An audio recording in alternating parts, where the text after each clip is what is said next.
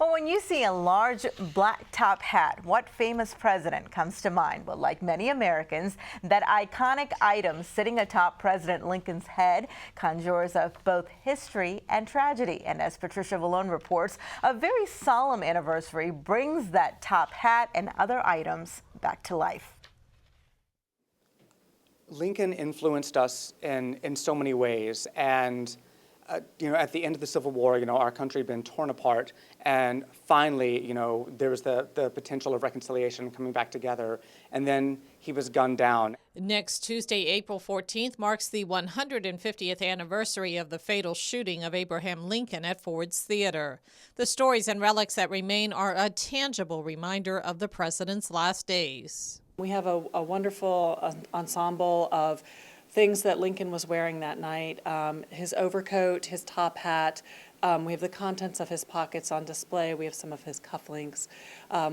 We also have Mary Lincoln's cape that she wore to the theater that night. And both of that cape and the coat are in very close proximity, so these artifacts are brought back together for the first time in 150 years. We have a wonderful letter that narrates our exhibit a little bit that we've used quotes from, and it was by Dr. Charles Leal, and he was a young physician, just 23 years old, only out of medical school for about 6 weeks, and he was the first doctor to reach Lincoln in the box and also quickly determined that the wound was fatal.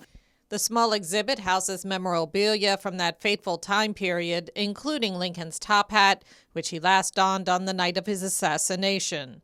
But the most notorious of items is this .44 caliber pistol. John Wilkes Booth's single shot fired at point-blank range eventually led to the president's death. Many young people are surprised at the size of the gun that killed President Abraham Lincoln. The Derringer was so small that it could fit in the palm of your hand.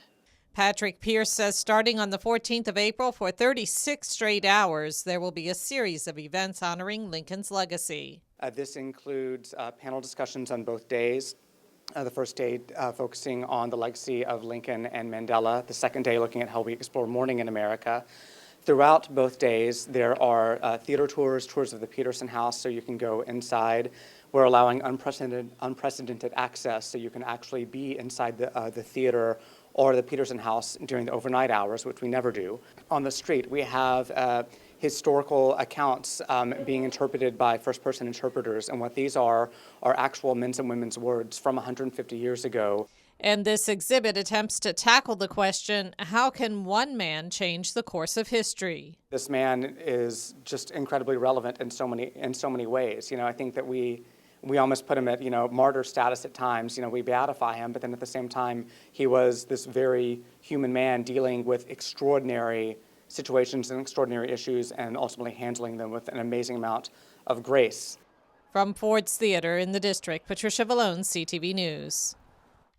Now, the exhibit runs through May 25th at the Center for Education and Leadership, a building directly across the street from Ford's Theater in the district. And be sure to also check out the Surratt's House Museum in Clinton, where John Wilkes Booth stayed after he fled Ford's Theater following Lincoln's assassination.